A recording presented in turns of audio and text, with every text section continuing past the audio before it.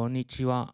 話說冇耐之前有學生問我話喺日文た同欲しい都係想，咁究竟幾時用邊一個呢？嗱，我就今次就佢呢個問題呢，就出條片就解釋下た同欲しい究竟係分別點樣用嘅啦。首先た基本上就係我想做某件事嘅願望。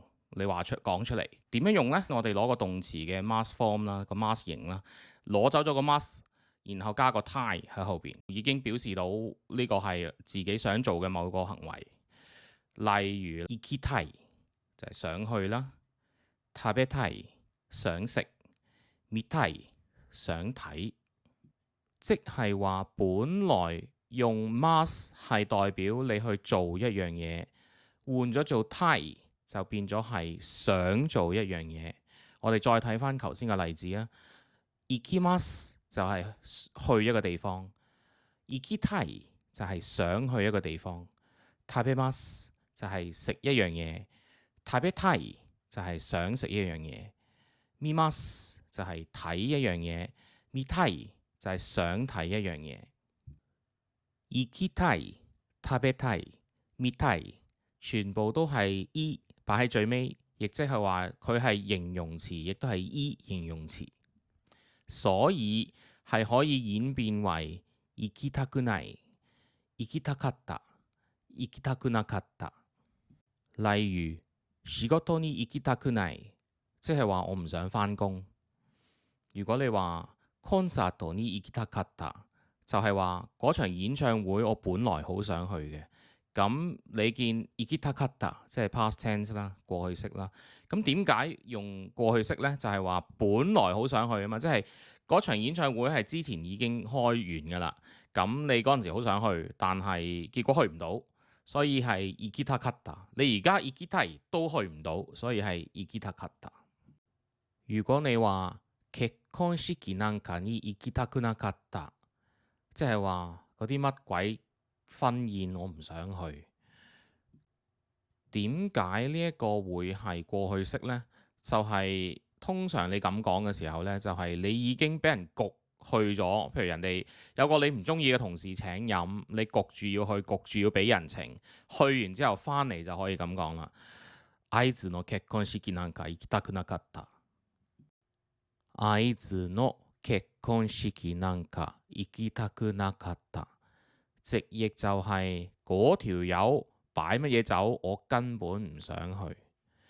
咁即係話你已經俾佢焗住去咗呢一場，佢擺呢一場酒，焗住去完翻嚟投訴就會用過去式咁樣講啦。他本身通常都係用喺自己身上，即係話你講你想做乜嘢，即係如果我嘅話就係我想做乜嘢，我就會用做乜乜乜た咁樣表達自己想做嘅嘢。第一身用係最常見嘅。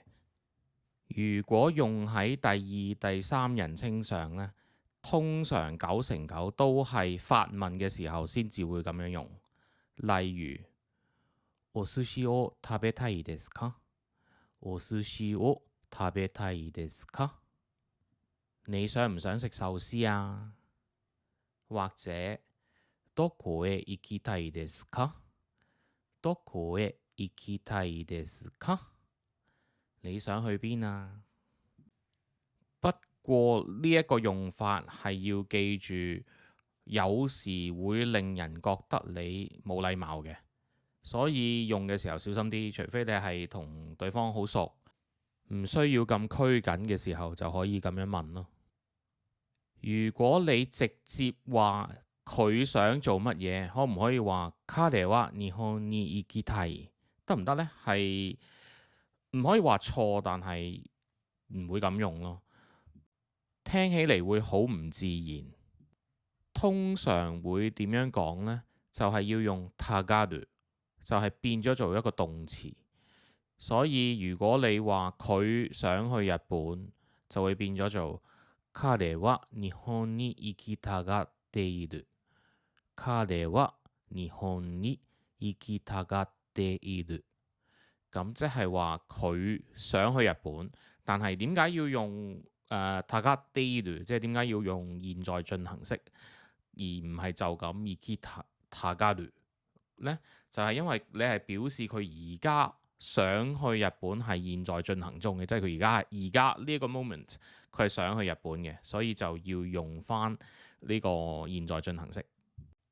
如果你想做嗰樣嘢係有一個 object，即係有個賓語嘅話，個助詞應該係加定係 o 呢？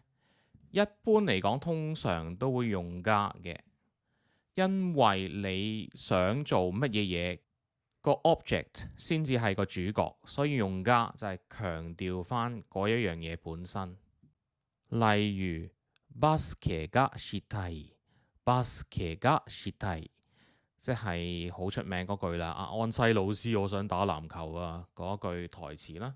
咁佢想做乜嘢？最重要就係佢想做嗰樣嘢就係籃球啊嘛，所以係用加。不過用我亦都係喺視乎場合係可以接受嘅。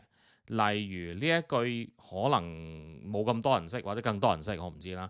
巨人を駆逐したい、巨人を駆逐したい，就係我要驅逐啲巨人。咁喺呢一句裏邊，巨人唔係個重點，主角想對啲巨人做乜嘢先至係個重點。咁佢想做嘅就係要驅逐晒所有巨人，係咪？咁所以我喺呢度就用我，就係因為個動作先至係重點。好多謝大家睇到嚟呢度都冇撳走條片。既然一場嚟到，不如 comment、like and subscribe。ではまた。